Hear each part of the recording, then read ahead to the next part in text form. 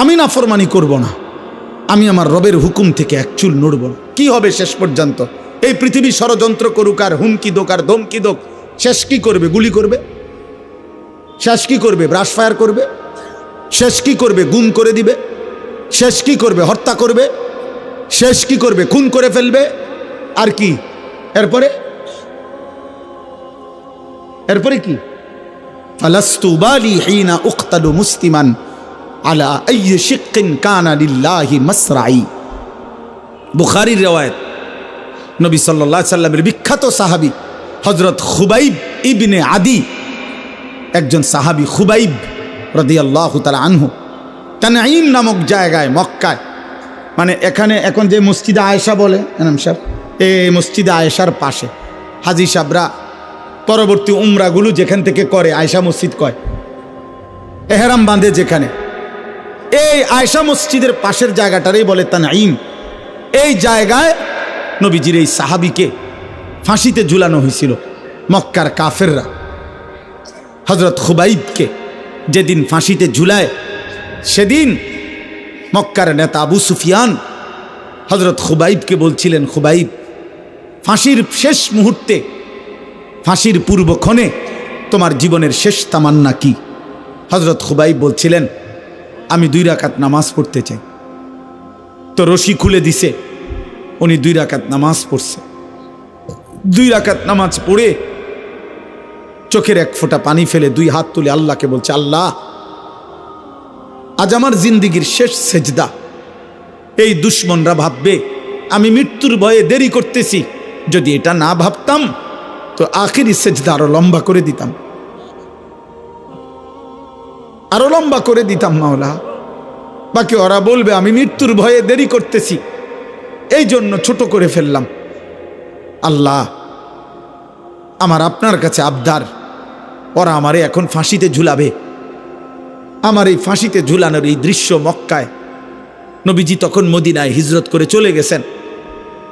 হযরত খুবাইব বলছেন, আয় রব্বুল আলামিন, আমার শেষ তামান্না আমার মদিনার নবী যেন মদিনায় বসে আমার ফাঁসির দৃশ্য সরাসরি দেখতে পায়।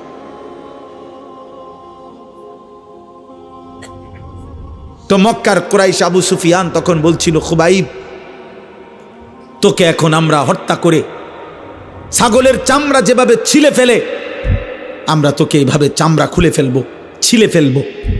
এই তখন তিনি একটা কথা বলছিলেন, শুধু এইটাই বুখারীতে আছে, ফালাস্তু বালি হিনা উক্তালু মুসলিমান। আবু সুফিয়ান, শোনো, আমি যখন আল্লাহর আনুগত্যের উপরে, ইসলামের উপরে, আমার খোদার সেজদার উপরে যখন মরতে পারছি, অতএব আমি আর কোনো পরোয়া করি না।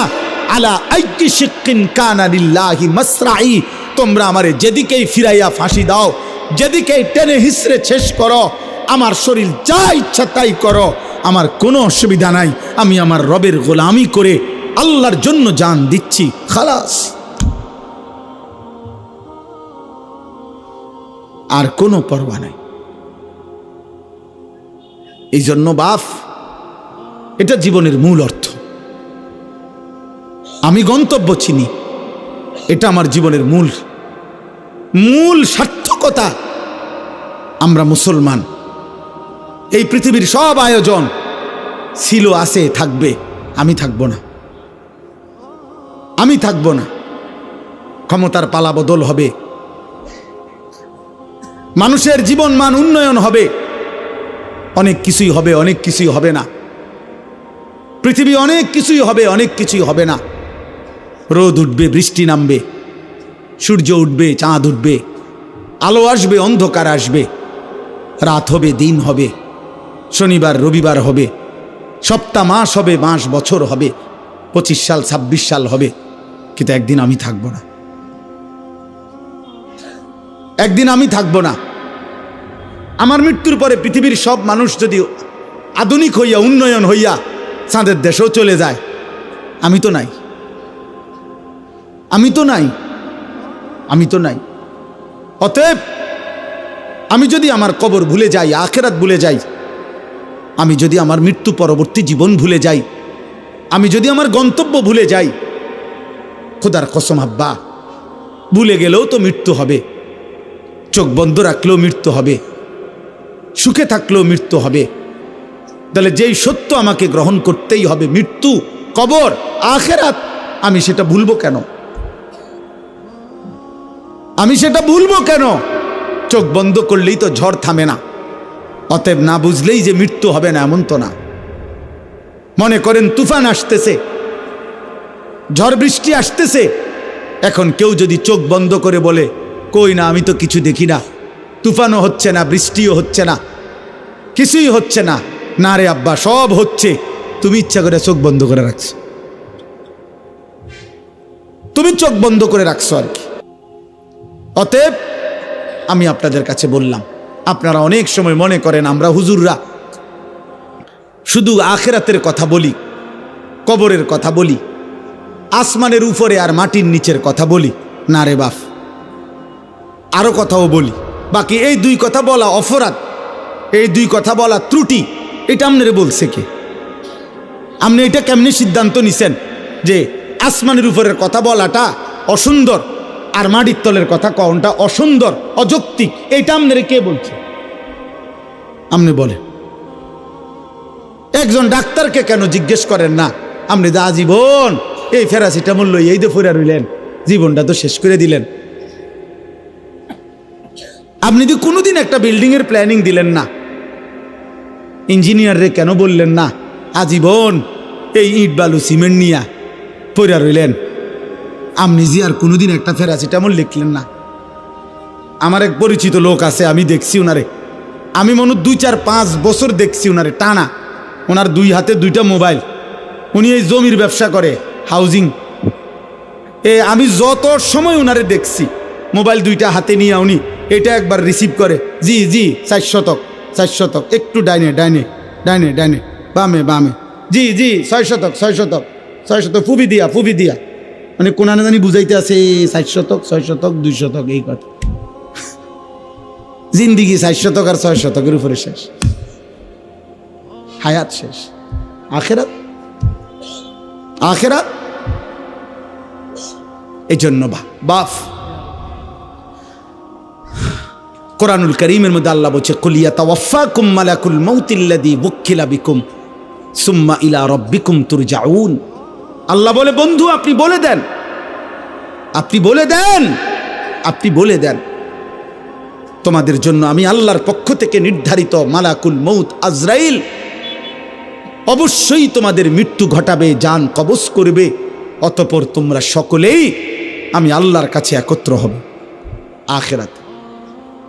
আখিরাতে এটা ভুলে গেলে চলবে না আব্বা, এটা ভুলে গেলে চলবে না। এই জন্য আমি অনুরোধ করছি, এই ওয়াজ মাহফিলের মূল মাকসাদ, আমার ছোট বুঝ, এটা আমার ছোট্ট বুঝ যে আখিরাত মনে রাখা।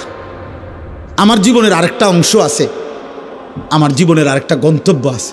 2-4টা ভালো কাজ, 3-4টা ভালো কাজ, আমার কথা রাগ হইয়েন না। 2-4টা 10টা ভালো কাজের দ্বারা পৃথিবীতে সমাজসেবক, মানব দরদি, জনদরদি হওয়া যায়। পৃথিবীর বাহবা মিলে, কিন্তু আল্লাহর কসম জাহান্নাম থেকে মুক্তির জন্য, আখিরাতের সফলতার জন্য 4টা ভালো কাজ যথেষ্ট না, 6টা ভালো কাজ যথেষ্ট না। 23 বছরের মুকাম্মাল ইসলাম, 30 পারা পূর্ণ কোরআন আপনার আমার জীবনে শতভাগ বাস্তবায়ন করা জরুরি। খামখেয়ালি করবেন না। আখিরাত 30,000 টাকা না, হাসরের মাঠ জান্নাত টাকা 30,000 না। মসজিদে টাকা 30,000 দিছেন, 4টা ফ্যান কিনা দিছেন, 2 কাতার টাইলস করে দিছেন, জান্নাতের বুঝ হয়ে গেছে না? হ্যাঁ, জান্নাত কিতা 2টা রুম আর একটা বারিন্দা। বহু সাবধান, আমি বললাম বহু ধনাঢ্য ব্যক্তি, বহু সম্পদশালী ব্যক্তি শুধু সাদাকা, মানে শুধু দান সদকাকেই মনে করে আখিরাত, শুধু এটারে মনে করে বড় আখিরাত। মানুষের দেখা হইলেই শুনাইব, হুজুর মসজিদ করছি, মাদ্রাসা করছি, এতিমখানা করছি, লিল্লা বোর্ডিং করছি, এটি সবটি মিলাইয়া একটা আমল সাদাকা। এটি সবটি একটা একটা। 100 কোটি টাকাও যদি আপনি দান করেন, হুজুর আপনি বলেন সবটা একটা আমল কিনা? একটা আমল না, দান সাদাকা 1,00,000 কোটি টাকা হোক, এটা তো একটা আমল। তো নামাজ, রোজা, হজ, চরিত্রের পবিত্রতা, হালাল উপার্জন, আপনি যে মিশা কথা কন, আপনি যে 2 নম্বরই ব্যবসা করেন, আপনি যে লোন নিছেন 1 কোটি টাকা 200 কোটি টাকা, কারে বুঝান সিটারি? হ্যাঁ, আখেরাত আমার আপনি বুঝ দিলেন, আমি না বললাম মার হাবা জনাব উমক 20,000 মার হাবা, হাবারে মার, ঠিক আছে মার হাবা তো ঠিক আছে, কিন্তু আসমানওয়ালা খোদার কসম তিনি জিজ্ঞেস করবে কিয়ামতের দিন, বান্দা মিন আইনা ইকতাসাবা ওয়া ফিমা আনফাকা।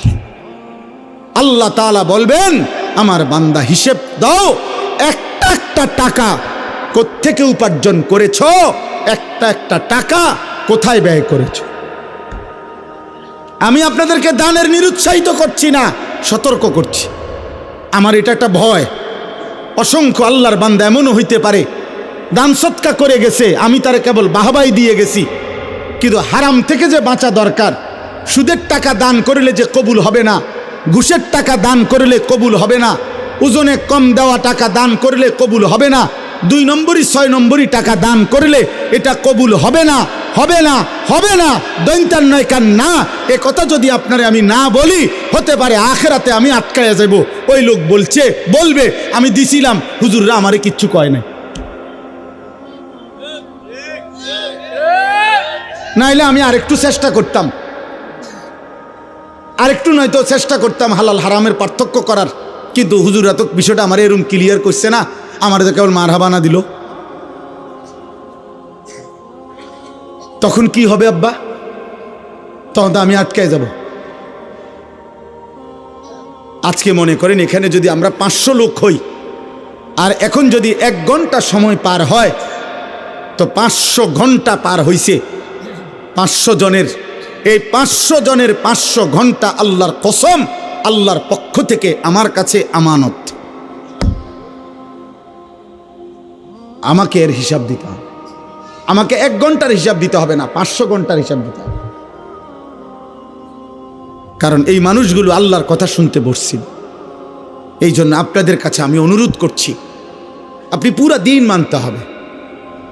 যদি বলেন হুজুর আপনার মধ্যে তো ত্রুটি আছে, হ্যাঁ আমার মধ্যেও ত্রুটি আছে, আমি খোলা কণ্ঠে বললাম, আপনি আমার জন্য দোয়া করেন। কথা বোঝেন নাই? আপনি যদি বলেন অমুক হুজুরের মধ্যে তো ত্রুটি আছে, তো আপনি ওনার লেগে দোয়া করেন। আপনাদের জন্য আমরা দোয়া করি কিনা? কথা বলেন না? তো আপনারা আমার জন্য দোয়া করবেন। আল্লাহ হুজুরদের, আপনার চোখের যেই হুজুর ত্রুটি, আপনি ওই হুজুরের লেগে একটু দোয়া করেন যে আল্লাহ এ হুজুররাও নেককার বানায় দেন, আল্লাহ হুজুররাও জাহান্নাম থেকে বাঁচায় দেন। আমার হুজুর মানে কি জান্নাত থেকে আইছে? তাই না? হুজুর হিসাব দিতে হবে না? আখেরাতে হিসাব দিতে হবে কি না বলেন? অতএব বাপ, এই কোনো রকম খামখেয়ালি করা যাবে না। আখেরাত খামখেয়ালি না আব্বা। 1-2টা ভালো কাজের নাম আখেরাত না, পুরা দিন মানা, পুরা দিন মানা। সমস্ত গুনাহ আপনি ছাড়তে হবে, সমস্ত আমল আপনি করতে হবে। আপনি মুসলমান, আপনি মুমিন, আমি মুসলমান, আমি মুমিন। আমাকে সমস্ত গুনাহ ছাড়তে হবে, সমস্ত গুনাহ ছাড়তে হবে। আজ কি পরিমাণ মুসলিম যুবক মাদকাসক্ত, আজ কি পরিমাণ মুসলিম যুবক নারী নিয়ে ব্যস্ত। 16 বছরের ছেলে, 18 বছরের ছেলে, আপনি খবর লাগান, চোখের চেহারার দিকে তাকায় দেখেন, এই বড় মোবাইলে এই পরিমাণ নর্তকী আর উলঙ্গ ছবি দেখে ফেলছে। আমার মনে হয় না বিগত 60 বছরের কোনো বয়স্ক লোক 60 বছরও যদি টানা টেলিভিশন দেখা থাকে, উনি 60 বছরে যত নারী দেখে নাই, 3 দিনে মুসলমানের অগণিত কিশোর যুবক মোবাইলের এই সুযোগ পেয়ে উলঙ্গ নারী যে পরিমাণ দেখছে। এটা আব্বা, এটা দুষ্টামি না, এটা অসভ্যতা। দুষ্টামি আমরাও করছি ছোটবেলায়, আমাদেরও ছোটবেলায় আমগরে কইতো দুষ্টামি করস কি। জোহরের খানা আমরা আসরের সময় খাইছি, মামু দম দিছে তুই বেশি দুষ্ট হয়ে গেছ, কোন টাইম ধরে তোরে ডাকতেছি ভাত খাইতি, আয়স থাকেন। এটা ছিল দুষ্টামি। হাডুডু খেলতে নামছি, খেলার মাঠ থেকে উঠা আসি নাই তো মামা দাদা দমক দিয়ে আনছে, সাইকেল চালাইতে দিছে, সাইকেল চালাইছি লম্বা টাইম।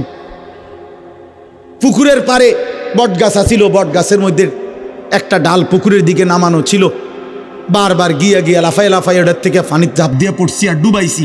এটারে বলতো দুষ্টামি। আমগো আমলের দুষ্টামি ছিল, এটারে বলতো রে আব্বা। সাইকেল বেশি চালাইছি, দুষ্টামি করছি, এটা বলতো। কিন্তু তোমরা তো আব্বা আজকের কিশোর নওজোয়ান, তোমরা তো দুষ্টামি করছো না, তোমরা তো অসভ্যতা করছো।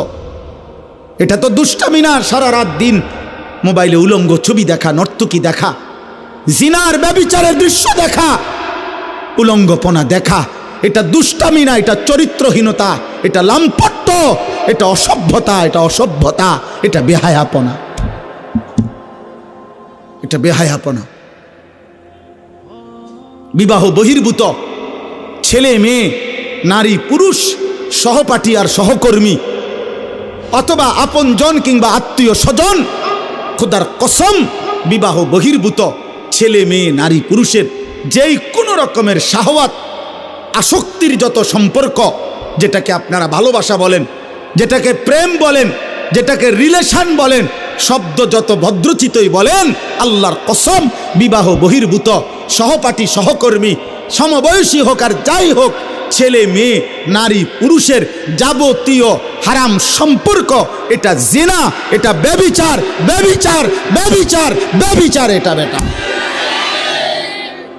এটা জিনা, জিনা। আপনি এটারে ভদ্রতার লেভেল লাগাইয়েন না। ভেজিটেবল কইলে মূলার হাক কোনো বেশি কিছু হয়ে যায় না, শাকে থাকে। রিলেশন বললে অসভ্যতা, ভালো কিছু হয়ে যায় না।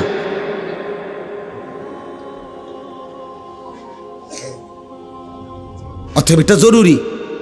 আমি হাদিস বলি, আল্লাহর নবী সাল্লাল্লাহু আলাইহি সাল্লাম বলছেন, মান জানা ওয়া শারিবাল খামরা নাযা আল্লাহু মিনহুল ঈমান কামা ইয়াখলাউল ইনসানু আল কাবিসা মিন রাসিহি। তাফসীরুল মুনির, আরবি ভাষার বিখ্যাত তাফসীর, নির্ভরযোগ্য হাদিস, এটা সনদ সহিহ। এটা আল্লাহর নবী সাল্লাল্লাহু আলাইহি সাল্লাম বলেছেন, আহা, যে ব্যক্তি ব্যভিচার করে, জিনা করে এবং মদ পান করে, নবীজি বলছেন আল্লাহ তাআলা তার দিল থেকে, তার কলিজা থেকে, তার অন্তর থেকে ঈমান এভাবে টেনে বের করে ফেলে, মানুষ তার গায়ের পোশাক দেহ থেকে যেমন খুলে ফেলে।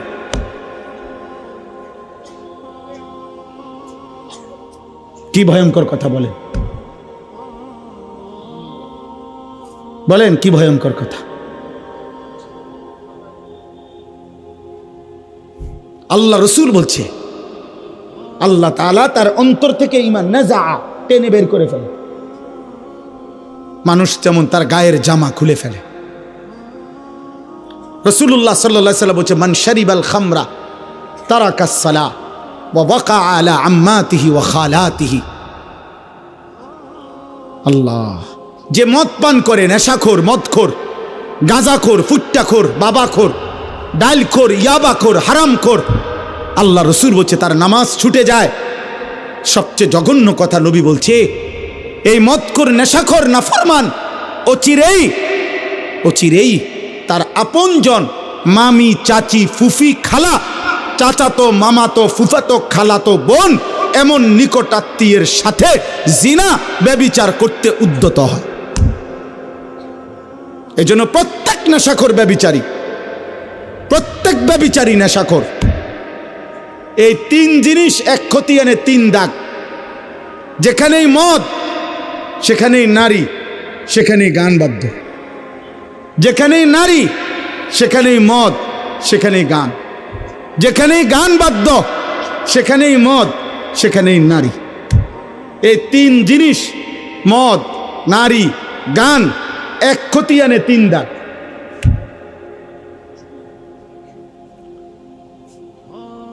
রাসূলুল্লাহ সাল্লাল্লাহু আলাইহি ওয়াসাল্লাম বলছেন, গানে আসক্ত ব্যক্তিকে আল্লাহ তিনটা শাস্তি দিবে। নবীজি স্পষ্ট বলছেন, তিনটা শাস্তি আল্লাহ দিবে। এক নাম্বার, মাটি ধসিয়ে ধ্বংস করে দিবে। 2, পাথরের বৃষ্টি বর্ষণ করে ধ্বংস করে দিবে। 3, অথবা চেহারা বিকৃত করে মানুষের চেহারা পরিবর্তন করে জানোয়ারের আকৃতি বানায় ফেলবে। আজ না হোক কাল, রব্বে কাবার কসম, নবীর এই ভবিষ্যৎবাণী হবেই হবে। মুহাম্মদ আরবি সাল্লাল্লাহু আলাইহি সাল্লাম, তার কোনো কথা ভুল হয় নাই, হবেই হবে। এটা আজ না হোক কাল হবে। একদিন ঘুম ভেঙে দেখবে যুবক সারা রাত উলঙ্গ ছবি আর নারী আর গান বাদ্যের আসক্তিতে ছিল। কোনো এক প্রজন্ম এসে দেখবে হয়তো ঘুম থেকে জেগে মানুষের চেহারা কুকুর শুকরের চেহারা হয়ে গেছে। চেহারা বিকৃত করার সব মহড়া চলতেছে আব্বা। বেঈমান, চুল, চেহারা সব কিছুতেই আজকে অগণিত মুসলমান ছেলেকে মুসলমানের চুল, চেহারা, লেবাস, চেহারার ডিজাইন পুরি বদলে আজকে তারা পরিবর্তন করে দিছে। এটা যদি রব পরিবর্তন করে ফেলে তাহলে পুরা জানোয়ার হয়ে যাবে।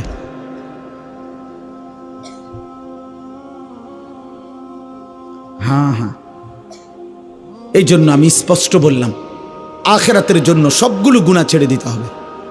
আমিও আপনিও। জাহান্নাম থেকে বাঁচতে হলে, জাহান্নাম আব্বা খামখেয়ালি না, এই বাপ, জাহান্নাম খামখেয়ালি না। ইয়াউমা তুকাল্লাবু ওয়ুজুহুহুম ফিন্নার ইয়াকুলুনা ইয়া লাইতানা আতানা আল্লাহ ওয়া আতানার রাসূলা। আল্লাহ বলে, বান্দা, জাহান্নামের মধ্যে নাফরমানদের চেহারাগুলো দুনিয়ার উত্তপ্ত কড়াইয়ের তেলের মধ্যে যেভাবে মাছ এই পিঠ ওই পিঠ চাপ দিয়ে দিয়ে ভাজি করে, আল্লাহর কসম আল্লাহ বলে জাহান্নামের চেহারা জাহান্নামের আগুনে ফেরেশতারা এইভাবে উলট পালট করে পোড়াইতে থাকবে। ইয়াকুলুনা ইয়া লাইতানা আতানা আল্লাহ ওয়া আতানার রাসূলা। জাহান্নামী নাফরমান প্রতি সেকেন্ড সেকেন্ড চিৎকার করবে আর বলবে, হায় আমার মন্দ কপাল, আফসোস, আমি যদি আল্লাহ এবং রাসূলের আনুগত্য করতাম, আনুগত্য করতাম। কোরআনুল কারীমের মধ্যে আছে, আল্লাহ বলেন, ওয়ালাউ তারা ইদিল মুজরিমুনা নাকিসু রুউসিহিম ইনদা রাব্বিহিম।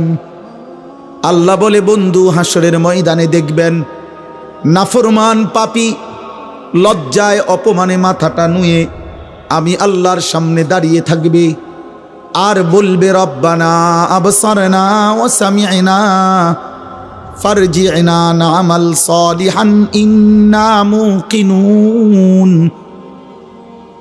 নাফরমান বলবে, আল্লাহ, আজ হাসরের ময়দানের সব কিছু আমি নিজ চোখে দেখলাম, ওয়া সামি'না, আমি নিজ কানে শুনলাম, ইন্না মুকিনুন, আজ আমি হাসরের সব কিছু বিশ্বাস করলাম। ফারজি'না না'মাল সালিহান, মাওলা আমারে আর একটা বার হাসরের ময়দান থেকে দুনিয়ার জীবনে ফেরত পাঠান, এবার যদি আমি যেতে পারি না এক আমল করব। আল্লাহ বলবে, না বান্দা, আমি তো চাইলে দুনিয়াতেই বাধ্য করে জাহান্নাম দেখিয়ে আযাবের এক ফোঁটা চিহ্ন দুনিয়ায় থাকতে দেখাইয়াও আমি ইচ্ছে করলে তোমার আনুগত্য নিতে পারতাম। ওয়ালাউ শি'না লাআতাইনা কুল্লা নাফসিন হুদাহা, আমি তো চাইলে পারতাম বান্দা, পারতাম। আমি যদি দুনিয়ার জমিনে এখন কাউকে এক সেকেন্ডের জন্য জাহান্নামের এক নজর দেখাইতাম, তাইলে তো আর কোনো দিন নামাজ ছাড়তা না। আমি যদি কবরের আযাবের এক দৃশ্য যদি এক সেকেন্ডের জন্য দেখাইতাম, তাইলে তো আর কোনো দিন আমার বন্দিগি ছাড়তা না। আল্লাহর নবী বলেন, ইমানদার কোনো নাফরমানের লাশ যখন খাটিয়ার মধ্যে করে কাঁধে তুলে নিয়ে যখন কবরস্থানের দিকে নিয়ে যায়, আল্লাহর কসম নবী বলেন, উম্মত, যদি একবার নাফরমানের একটা চিল্লানি যদি তোমরা শুনতা, তাইলে এই কায়নাতের কেউ কোনো দিন কোনো মানুষকে কাঁধে তুলে নিয়ে লাশের খাটিয়া কবরস্থানে নিত না। কোনো লাশ আর দাফন হতো না, লাশগুলো রাস্তার মধ্যে কুত্তার শুকর বিলাই কামড়ায়া খাইতো।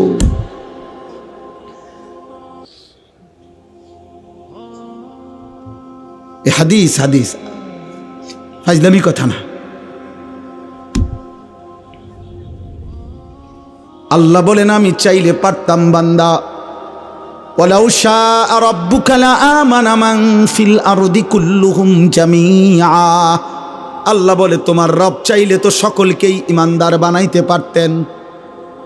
ফালাউ শাআ লাহাদাকুম আজমাইন। আল্লাহ চাইলে তো সকলকেই হেদায়েত দিতে পারতেন কিনা বলেন না? এখানে আমরা যারা বসছি আমাদের প্রত্যেককে দিয়ে সেজদা করাইতে আল্লাহর পক্ষে সম্ভব? বলেন না কেন? এই যুবক বলো না। পারতো। এশার নামাজ না পড়ে নাফরমান তোমরা যারা এক ওয়াক্ত নামাজ পড়ো না, খোদার 365 দিনে কোনো দিন যেই নাফরমান ফজরের নামাজ পড়লি না, এক বছরে কোনো দিন মুসলমানের বাচ্চা, তোর মা, তোর বাবা, তোর অভিভাবক, তোর সমাজ তোকে কোনো দিন বলল না যে ফজরের নামাজ পড়তে যদি একদিন ভোরবেলা আল্লাহর কোনো ফেরেশতা তোর ঘাড় ছাইয়া একটা থাপ্পড় দিত তো তোর বংশের 14 গোষ্ঠী আর কোনো দিন সেজদা না দিয়ে ঘুমাইতো না। আল্লাহ চাইলে পারতে, কিন্তু আল্লাহ বলেন আমি চাইছিলাম বান্দা না দেখে, আমার রসুলের কথা শুনে, আমার কোরআনের কথা শুনে, আমার মনোনীত উলামা, কত ইমাম, কত খতিব, কত আলেম, কত বক্তা, কত ওয়ায়েস, কত পীর, কত বুজুর্গ, কত আউলিয়া, কত চিৎকার করছে রে বান্দা, কত কানছে রে তোর সামনে, কতবার বলছে। সেদিন যদি তাদের কথা তুমি বিশ্বাস করে আমার গোলামি করতা, আজ আমি হাসরের ময়দানে নিজ হাতে জান্নাত তুলে দিতাম। তুমি কদর করলা না, তুমি কদর করলা না। অতএব আপনারা আলহামদুলিল্লাহ দুনিয়া খুব বুঝেন। দুনিয়া আমি আর নতুন করে বুঝানোর, ওই যে বললাম আগের কথাটা, মাটির তলের কথা আর আসমানের উপরের কথা, এইটা বুঝেন না লোক কম তো আব্বা। দুনিয়া বুঝানোর লোক আলহামদুলিল্লাহ প্রচুর আছে, প্রচুর আছে। এই আমি দেখছি আপনার খেতে যে কাম করে, এই কৃষি সবজি করে, আমার বাসার পাশেও এইখানে এই যে সবজি যারা করে এগোরও আপনার দেখছি প্রাইভেট কার দিয়ে আইসা একেবারে স্যুট বুট পরা ভদ্রলোক, টাই পরুন না, 4জন 6জন আইয়া বুঝা, বুঝা। আর আমি বুঝি, আবার আমি বুঝাইতাম যে ভাই আসেন আজকের মাহফিলে আমরা শুনি একটি অটো সুন্দরভাবে কিভাবে চালাইতে হয়, এটা আমি বুঝাইতাম। কথা কয় না মোফাজ্জল ভাই, এটা বুঝাইতো নাকি? এটা কিতা বুঝা, এটা অটো চালাইতে এটা বোঝানোর কি দরকার? ওইতের লগে 2 দিন আটলেই তো হইল। দুনিয়াতে একেবারে সহজ, দুনিয়া একদম সহজ, দুনিয়া একদম সহজ দুনিয়া। আরে ভাইয়া 200 কোটি মুসলমান যদি 400 কোটি হাত একত্র করেও 24 ঘন্টা দুনিয়া উপার্জনের জন্য চেষ্টা করে, আল্লাহর কসম কাফের বেঈমানদের সমপরিমাণ দুনিয়া ইমানদারের হবে না, হবে না, হবে না, হবে না। আল্লাহ দিবে না, আল্লাহ এটা ওয়াদা দিয়ে রাখছে, ওয়াদারনি ওয়াল মুকাদ্দিবিনা উলিন নামাতি ওয়া মাহিলহুম কালিলা। আল্লাহ বলছে মিথ্যাবাদী নাফরমানদেরকে কিছু সময়ের জন্য দুনিয়া দিয়ে দাও। বান্দা মোমেন সেজদা দিয়ে আমার কাছে আইসো, আমি আল্লাহ তোমার চাহিদাও পূর্ণ করব জান্নাতে। তোমার চাওয়া শেষ হইলে আমি নিজের থেকে কোটি কোটি কোটি কোটি আরো দিতে থাকব, আমি সব দেব জান্নাতে। দুনিয়া শুধু খোরাকি। ওই আমার বাসাত রাজমিস্ত্রি কাজ করছে, ওর লগে চুক্তি হইলো, সিস্টেম কইছে হে হুজুর ডেইলি 8 জন কাজ করব, কর্মচারী আমরা 600 টাকা কইরা ডেইলি হাজিরা দিয়ে যাবেন রোজ। আর ছাদ ডালাইয়ের পরে স্কোয়ার ফিট মাইপা আপনার 280 টাকা কইরা যত আসে বাকি টাকাটা দিবেন। এইটা হইলো হিসাব। আমি বুঝছি এইটা আমাকে হিসাব। আল্লাহ আমারে বলছে বান্দা তুমি শুধু ইমান আমলের সাথে দুনিয়া খোরাকিটা কোনো রকম নিয়ে আসো, খাইয়া আইও, বাকি যা হিসাব কইরা জান্নাতে আমি দিয়ে দেব তোমার। সুবহানাল্লাহ। শুধু দিন খোরাকি না, হ্যাঁ ডেইলি খোরাকিটা শুধু না। এই জন্য ইমানদার খোরাকি নেয়। এই জন্য ইমাম সাহেব 10,000 টাকা বেতনে 1 মাস চলে, 8,000 টাকা বেতনে 1 মাস চলে, 12,000 টাকা বেতনে 1 মাস চলে, কিস্তি নাই। কিন্তু মাসে 1.5 লাখ টাকা ইনকাম, কিস্তি চলে 4টা। আরো আমারও তো কতজনে বলছে খাস করে দোয়া করতাম এই কিস্তি লেগে, মানে এমন দোয়া করতাম যাতে কিস্তি 4টা 8টা হয়। মা তো খাস করে দোয়া করলে কি করতো, কিস্তির উপরে দোয়া তো আপনি লেগে এইটাই যে হুজুর দোয়া করবেন কিস্তি চলে 4টা, তার মানে আরো যাতে 4টা বাড়ে কিস্তি। আমার একবার একজন বলছে হুজুর রবিবারে ছাদ ডালাই খাস করে দোয়া করবেন। আমি বললাম দোয়া করি আল্লাহ যাতে ছাদ ডালাইয়ের দিন ডাকবে যায় নিচের দিকে, মানে এমন। তাহলে নাহলে খাস দোয়া কি এটা পরে জাঁতা দেওয়াতে দোয়াটাই নর্মাল দোয়াই তো ছাদ ডালাই হয়। তো যেহেতু সাপ দিতেন কইছেন আপনি খাস, তো তাহলে আটটু সাপ দিলাম। দুনিয়া মোটরসাইকেলের লেগে দোয়া, হাই মুসলমান, হাই মুসলমান, ছাদ ডালের দোয়া। হুজুর দোয়া করবেন কষ্ট করে আল্লাহ আল্লাহ করে 12 লাখ টাকা ব্যবস্থা করছি ছেলেটার বিদেশের, আল্লাহ আল্লাহ করে করছে। 3 লাখ টাকা সুদে নিছে, 4 লাখ টাকা কিস্তিতে নিছে, আল্লাহ আল্লাহ করে। হায় হায় হায় হায় মুসলমান, কেমনে বললে এত বড় কথা, এত বড় না ফরমানির কথা কেমনে কইলা? আরে সুদখোর কেমনে বললা? আল্লাহ আল্লাহ করে নিছো কেমনে? আর সুদের টাকার উপরে দোয়া চাও কেমনে? কি দোয়া করতো আপনার ফুতের লেগে? আপনি কি দোয়া চাচ্ছেন? কি দোয়া করতো? আমি দোয়া করতাম যে আল্লাহ উনি যে 6 লাখ টাকা সুদ নিছে এটাতে বরকত দেন নাকি? তো কি দোয়া করতো কি? তা নাই তো কি? আর নয়তো তো দোয়া করতে আল্লাহ সুদখোরকে ধ্বংস করে দেন, তো নাই তো বরকত দেন বলা যাবে? কথা বলেন না কেন? সাবধান মুসলমান, আখেরাত খামখেয়ালিন। আবারও বললাম, এজন্য এই জবানের হেফাজত জরুরি, হালাল হারামের পার্থক্য বোঝা জরুরি। এক মুসলমান, আবারও বলি, আখেরাতকে আপনারা মামুলি ভাববেন না, আখেরাতকে খামখেয়ালি মনে করবেন না। আখেরাতে পুরা জিন্দিগির হিসাব দিতে হবে, রাত দিন 24 ঘন্টার হিসাব দিতে হবে। অতএব আজকে আমি এতগুলো কথার পরে আপনাদের কাছে আমার মূল বক্তব্য হলো, আব্বা চলেন আমরা একটা এতটুকু বুঝি যে কমপক্ষে নিজের দিকে একবার নজর দেই। আমি আপনি যে যেখানে আসি 30টা সেকেন্ড, প্রত্যেকে একবারে 30 সেকেন্ড সময় আপনি একটু চোখ বন্ধ করে অথবা আপনার বিবেক দিয়ে আপনি ভাবেন, আমরা যারা এখানে বসা এখন যে অবস্থানে বসে আছি, চোখ বন্ধ করে বা 30 সেকেন্ড নীরবে ভাবেন তো যে অবস্থায় আছি, এই অবস্থায় আমাদের জীবনের গুনার পরিমাণ বেশি নাকি নেকির পরিমাণ বেশি? কি মনে হয়? তাইলে এখান থেকে যদি হাসরের ময়দান হয়, মালিকের সামনে দাঁড়াইয়া কেমনে হিসাব দিবে? কেমনে হিসাব দিবে? আপনি কি মরবেন না? আপনাকে কি কবরে যাইতে হবে না? এই কথাটাই আমি মনে করাই দিলাম। আমার ছোট্ট বুঝে আমি এতটুকু বললাম। আল্লাহ তাআলা বলছে, বান্দা এবার যদি মনে করে থাকো তোমার গুনার পরিমাণ বেশি, তাইলে তুমি অন্য কোথাও গিয়ে লাভ নাই। আমি আল্লাহ তোমাকে আশ্বস্ত করতে চাই, গুনাহ যদি তোমার আসমান পরিমাণ হয়, গুনাহ যদি তোমার সমুদ্রের ফেনা পরিমাণ হয়, গুনাহ যদি তোমার হিমালয় পর্বত ছুঁয়ে যায়, গুনাহ যদি তোমার এই জমিনের বালুকণা পরিমাণও হয়, তুমি অন্যদিকে যাইও না।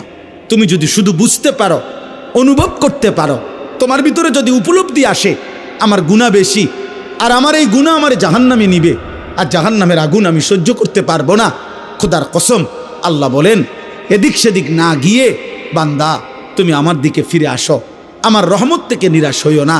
আমি ওয়াদা করলাম, আমি আল্লাহ এক সাগর নয়, আমি হাজার সাগর, এক পৃথিবী নয়, আমি আসমান ছোঁয়া গুনাহ একবারে একসাথে মাফ করে দেব। তুমি আমার কাছে আসো।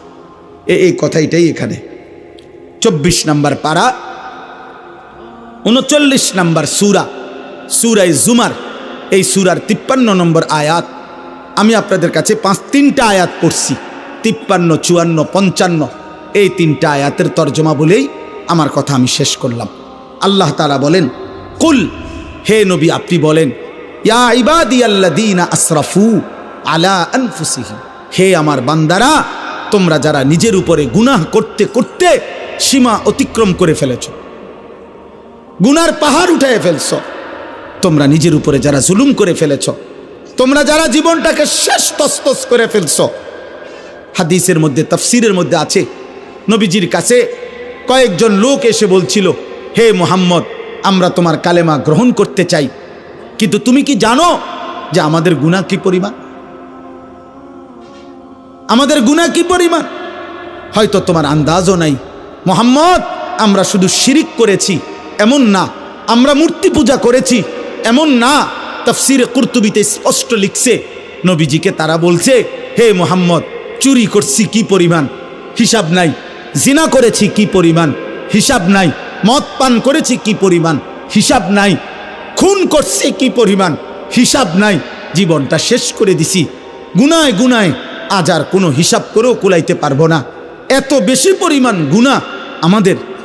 তো বলছে, মুহাম্মদ, তুমি যে বলছো আল্লাহ মাফ করে দিবে, কিন্তু মাফ তো করবে বুঝি, কিন্তু আমরা যে পরিমাণ গুনাহ করেছি আমাদের মনে হয় তোমার আল্লাহ এত বেশি পরিমাণ গুনাহ মাফ করবে না। গুনাহ যে আমাদের অনেক বেশি। তুমি আরেকবার তোমার আল্লাহকে জিজ্ঞেস করো, ওনারে বলতে কও, উনি আমগো কি পরিমাণ গুনাহ মাফ করে দিবে। মহান আল্লাহ পাক এই আয়াত তখন নাজিল করছেন। আল্লাহ বলছে, বন্ধু আমার বান্দাদেরকে বলেন, হে আমার বান্দা, তোমার গুনার সংখ্যা তুমি হিসাব না করে আমার মাগফিরাতের দিকে তাকাও। গুনাহ তোমার যে পরিমাণ হোক, আমার মাগফিরাত তার চাইতে কোটি কোটি গুণ বেশি,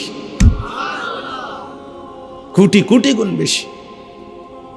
আয়া ইবাদিয়াল্লাযীনা আসরাফু আলা আনফুসিহিম লা তাকনাতু মির রাহমাতিল্লাহ। আমার রহমত থেকে নিরাশ হইও না, আমার কাছ থেকে সরে যাইও না বান্দা। আর কোথাও আশ্রয় মিলবে না, আর কোথাও মাফ মিলবে না, আর কোথাও গন্তব্য হবে না, আর কোথাও ঠিকানা মিলবে না রে বান্দা।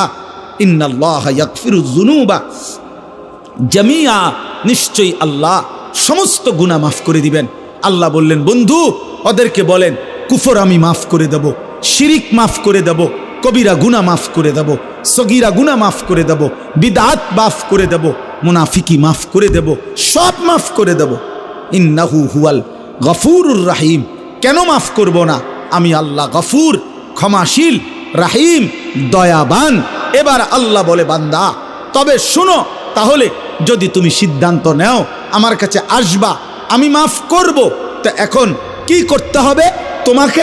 আল্লাহ বলেন, তোমাকে দুইটা কাজ করতে হবে।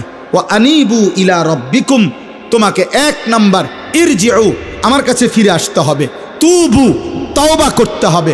1 নাম্বার ইনাবাত আই রুজু আই তওবা, অর্থ হইল তুমি তওবা করো, তওবা করো, তওবা করো, তওবা করো। বান্দা আমার কাছে আসো, আমার কাছে তওবা করতে হবে। কি করতে হবে বলেন, সবাই বলেন না, কি করতে হবে? তওবা কিভাবে করে? তওবা কিভাবে করে? আমার শায়েখ আল্লামা মুফতি মুশতাকুন নবী কাসিমি, আমি একটা জিনিস দেখাই দিই।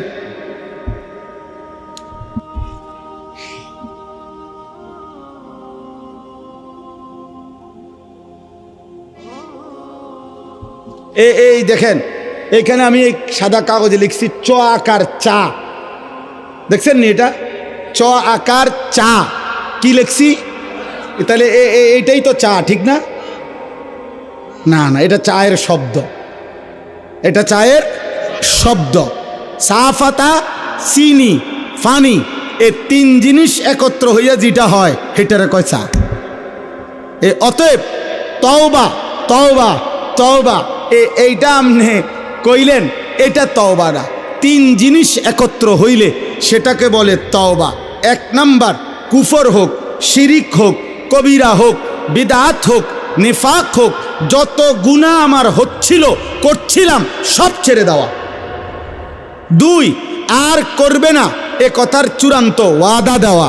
3, লজ্জিত এবং অনুতপ্ত হয়ে মাফ চাওয়া। আল্লাহ বলেন, তুমি বান্দা 3টা বলো, আল্লাহ আমি গুনাহ ছেড়ে দিলাম, আল্লাহ আমি আর করব না, ওয়াদা দিলাম, আল্লাহ আমি লজ্জিত, মাফ চাইলাম। আল্লাহ বলে, বান্দা এই 3 জিনিস দুনিয়াবাসীরে শুনাইলে হবে না। আমি দিল জানি, আমি কলজার ভিতরেও জানি। তুমি আসলে বলো না নকলে বলো, তুমি বাস্তবে বলো নাকি দরা খাইয়া বলো, আমি সব বুঝি। যদি দিল থেকে বাস্তবিক অর্থে গুনাহ ছেড়ে দিয়ে আর করবা না ওয়াদা দিয়ে লজ্জিত এবং অনুতপ্ত হয়ে তওবা করো, আমি যদি দিল দেখে বুঝি তো আমি আল্লাহ, আমি ওয়াদা দিলাম এক সাগর এক নদী নয়, আমি আসমান ছোঁয়া গুনাহ মাফ করে দিলাম। শর্ত হলো কয়টা হইতে হবে বলেন? 1 নাম্বার গুনাহ ছেড়ে দিলাম, বলেন। 2 আর করব না ওয়াদা দিলাম, বলেন। 3 লজ্জিত মাওলা মাফ চাইলাম, আল্লাহ বলে মাফ করে দিলাম। আমরা দেশের এই সময় বিড়ি খায় হেবাডা, হেবাডার মুখে আসবি তোবা তোবা তোবা তোবা আস্তাগফিরুল্লাহ আস্তাগফিরুল্লাহ। কিও দেশটাত কি শুরু হইলো? এই আমনে যেটি খাইতে আছেন এটি শুরু হয়েছে। আরে হেবাডা তওবা করে, তওবা। টেলিভিশনের দিকে তাকাইয়া আছে রাক্ষসের মতো, নর্তকীর দিকে তাকাইয়া আছে, মহিলার দিকে তাকাইয়া তাকাইয়া, এরপরে কয় আস্তাগফিরুল্লাহ আস্তাগফিরুল্লাহ। কিও দেশটায় কি চলতে আছে? এটি এই যে টেলিভিশন চলতে আছে, হ্যাঁ হাবড়া তওবা করে, মস্কারি করেন। এটা তওবা, কথা বলেন না কেন? এটা তওবা, এটা আস্তাগফিরুল্লাহ। এমন আস্তাগফিরুল্লাহর উপরে আস্তাগফিরুল্লাহ, এমন আস্তাগফিরুল্লাহর উপরে কি আস্তাগফিরুল্লাহ। এই জন্য আমাদের করাচি হজরত কুতবে আলম আরিফ বিল্লাহ হজরত মাওলানা শাহ হাকিম মোহাম্মদ আখতার রহমতুল্লাহ আলাইহি তিনি এটা বলছিলেন একবার, অর্থাৎ হজ্জের সফরে যাইতেছেন বিমানের ফ্লাইটে, ওনার সাথের হাজি এহরাম পরা, তো হজরতের সাথে বসা, তো যাইতেছে আর কি। তখন তো বিমানের মধ্যে যেই মহিলারা আপনার বিমানের কাজ করে, আপনার এয়ার হোস্টেস যেগুলো, এরা তো এদের কাপড় চোপড় তো অল্প অল্প, কোম্পানি দুর্বলের কারণে 2 জনে মিললে একজনেরটা পরে, কথা বুঝছেন? এটা কোম্পানির সামর্থ্য কম, এই জন্য। তো এই এই মহিলাদের দিকে তাকাইয়া তাকাইয়া তাকাইয়া হাজি সাহেব, ওই হজরতের সাথের হাজি সাহেব, ও বেখেয়ালে কইতেছে আর কি আস্তাগফিরুল্লাহ আস্তাগফিরুল্লাহ। হজরত দেখছেন এগুলোর কাপড় চোপড়ের কি হালাত? তে হজরত তখন বলছে, হ্যাঁ ভাই তেরি আস্তাগফিরুল্লাহ পর আস্তাগফিরুল্লাহ, তোমার আস্তাগফিরুল্লাহর উপরে আস্তাগফিরুল্লাহ। পহলে তো নজর হটাও ফির আস্তাগফিরুল্লাহ পড়ো, আগে তো চোখ সরাও, বেডির দিকে সাইয়া রইছো আবার কব আস্তাগফিরুল্লাহ আস্তাগফিরুল্লাহ। ये कौन सा আস্তাগফিরুল্লাহ? এটা কিসের আস্তাগফিরুল্লাহ? এটা নিয়ে আস্তাগফিরুল্লাহ আমনে। তাইলে মূলত কি গুনাহ ছেড়ে দিলাম, আর করব না ওয়াদা দিলাম, লজ্জিত অনুতপ্ত হয়ে মাফ চাইলাম। ওয়া আসলিমু লাহু মিন ক্বাবলি আন ইয়াতিয়াকুমুল আযাবু সুম্মা লা তুনসারুন। আল্লাহ বলে প্রথম হইল তওবা করো, 2 নাম্বার হইল এখন থেকেই, আজকের থেকেই, যেদিন তওবা করলা, যেদিন বুঝলা, সেদিন থেকেই আমার আনুগত্য শুরু করে দাও। এখন থেকে আর পিছনের গুনাহ আর করবা না, আমার হুকুম ছাড়বা না। আজই নামাজ শুরু করো, আজকেই শুরু করো, আজকেই শুরু করো, আজকেই শুরু করো। আল্লাহ তৌফিক দান করেন। আল্লাহ বলে বান্দা এই 2 কাজ তওবা করো এখন, আনুগত্য আমার ইবাদত শুরু করো এখন। মৃত্যু আসার আগে আগেই, মৃত্যু আসলে আর তোমাকে সাহায্য করা হবে না, আর সাহায্য করা হবে না। 3য় আয়াতে আল্লাহ বলেন ওয়াত্তাবিউ আহসানা মা উনজিলা ইলাইকুম মির রাব্বিকুম মিন ক্বাবলি আন ইয়াতিয়াকুমুল আযাবু বাগতাতাও ওয়া আনতুম লা তাশউরুন। আল্লাহ বলেন আবারও বলছি, আমি যেই শ্রেষ্ঠতম কিতাব কোরআন নাজিল করেছি, আমার কোরআন মৃত্যু আসার আগে আগেই আনুগত্য করো। হঠাৎ মৃত্যু আসবে যা তুমি টেরও পাবে না, অতএব তার আগে আগেই বান্দা তুমি আমার কোরআন ধরো, আমার দিন ধরো, আমার আনুগত্য করো, আমার বন্দিগি করো। আমার ভাই, আমার বন্ধু, এই নাজিরা বাজার যুব সমাজের এই ভাইরা, ও আমারে অনেকক্ষণ আবদার করছে, একটা ডেট আমি মিলাইতে পারতেছিলাম না, আল্লাহর দয়ায় এতটুকু সুযোগ হয়েছে। আমার অনেক প্রিয় ভাই মাওলানা আমাদের মুফাজ্জল ভাই, প্রিয় ভাই বলছেন, এই জন্য আমি এটুকু সময় আপনাদের কাছে বললাম। ইনশাআল্লাহ আরও হযরত ওলামায়ে কেরাম ধারাবাহিক আপনাদের মাঝে বয়ান করবেন। উঠাউঠি না করে আপনারা আর একটু বসেন, একসাথে মোহতারাম মেহমানদের কথা শুনে, আলেমদের আরও বয়ান শুনে এরপরে যাবেন। আর আমার শেষ কথা, কিশোর ভাই, যুবক ভাই, দোস্ত, এই পৃথিবী তোমারে মনে রাখবে না রে আব্বা। তুমি সেজদা দাও, ফজরের নামাজ পড়ো, আখেরাত ভুলো না আব্বা, তোমারে দুনিয়া মনে রাখবে না। কোনো পাপী, কোনো নাফরমানকে পৃথিবী শ্রদ্ধার সাথে স্মরণ করে না। নাফরমানের নাম টিকে না, নাফরমানের নাম থাকে না। ফেরাউনের নাম পৃথিবীর কোনো কুত্তার নামও কেউ রাখে না। নমরুদের নাম পৃথিবীর কোনো কুত্তার নামও কেউ রাখে না, আবু জেহেলের নাম পৃথিবীর কোনো কুত্তার নামও কেউ রাখে না, আবু লাহাবের নাম কোনো কুত্তার নামও কেউ রাখে না। এজন্য দোস্ত, নাফরমানের নাম থাকে না, নাফরমান শ্রদ্ধার সাথে স্মরণ হয় না। ইমানওয়ালা, সেজদাওয়ালা, বন্দিগিওয়ালা, মানুষের কল্যাণ, মানুষের সেবা, আখেরাতের ফিকির যার মধ্যে, সে দুনিয়াতেও টিকে থাকে, সে আখেরাতেও টিকে থাকবে। আল্লাহ আমাদেরকে তৌফিক দেন, আল্লাহ আমাদেরকে কবুল করেন। আজকের এই তাফসীরুল কোরআন মাহফিল আগামী দিনেও আরো সুন্দর ইন্তেজামের সাথে করার তৌফিক আল্লাহ দান করেন। আমিন।